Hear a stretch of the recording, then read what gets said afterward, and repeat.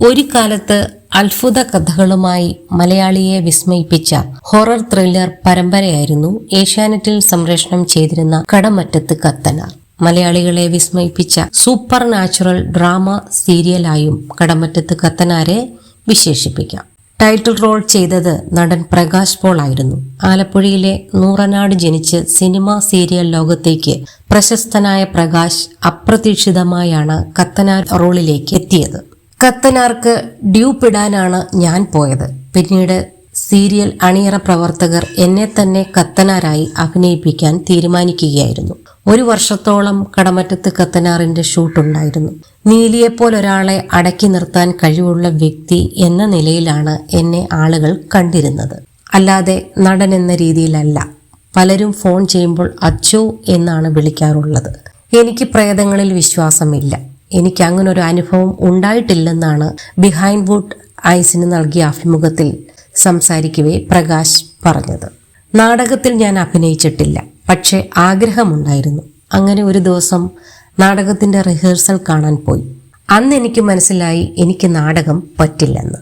അവരുടെ ജീവിത രീതിയും എൻ്റെ ജീവിത രീതിയും വ്യത്യസ്തമായിരുന്നു. പിന്നെ ഒരുപാട് യാത്രകളും ചെയ്യണം.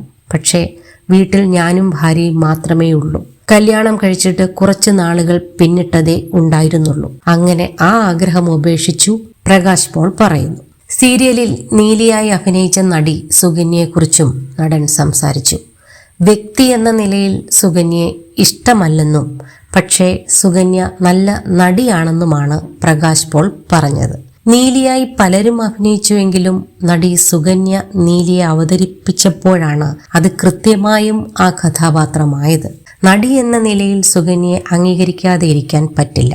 അതുപോലെ വ്യക്തി എന്ന നിലയിൽ സുകന്യ എനിക്കിഷ്ടമല്ല. അവർ ഒരു നല്ല വ്യക്തിയല്ല, പക്ഷേ നല്ല നടിയാണ്. എനിക്ക് അങ്ങനെ തോന്നി, അല്ലാതെ പ്രത്യേക ഒരു കാരണം വെച്ച് പറഞ്ഞതല്ല. വേണമെങ്കിൽ ഞാൻ ഒന്ന് തിരുത്തി പറയാം. സുകന്യ എന്ന വ്യക്തിയേക്കാൾ എനിക്കിഷ്ടം സുകന്യ എന്ന നടിയെയാണ്. അധികം ആരോടും സംസാരിക്കാറില്ല.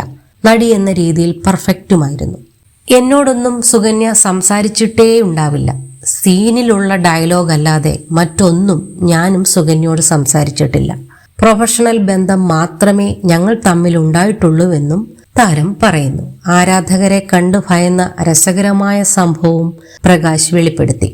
കടമറ്റത്ത് കത്തനാരിലൂടെ എനിക്ക് കിട്ടിയ ഫെയിം ഭയപ്പെടുത്തുന്നതായിരുന്നു.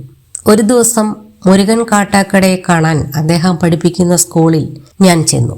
ഞാൻ അവിടെ എത്തിയപ്പോൾ ലഞ്ച് ബ്രേക്ക് ആയിരുന്നു. ഉടനെ കുട്ടികളെല്ലാം കത്തനാർ എന്ന് ആർത്തു വിളിച്ച് എനിക്കരികിലേക്ക് ഓടിയെത്തി. എന്നെ ആക്രമിക്കാൻ വരുന്നത് പോലെയാണ് എനിക്കപ്പോൾ തോന്നിയത്. ഉടനെ ഞാൻ പെട്ടെന്ന് നടന്ന് ഓഫീസ് റൂമിൽ കയറി സേഫായി നിന്നു. അലമാരിയുടെ ബാക്കിലാണ് ഒളിച്ചു നിന്നത്. സർവശക്തനായ കത്തനാരെ കാണാൻ കിട്ടിയ ചാൻസ് കുട്ടികളും വിട്ടില്ല. അന്ന് എന്നെ കാണാൻ തിരക്ക് കൂട്ടുന്നതിനിടയിൽ കുറേ പിള്ളേർ വീണു. പിന്നീട് അധ്യാപകർ അവരെ നിയന്ത്രിച്ചു നിർത്തി.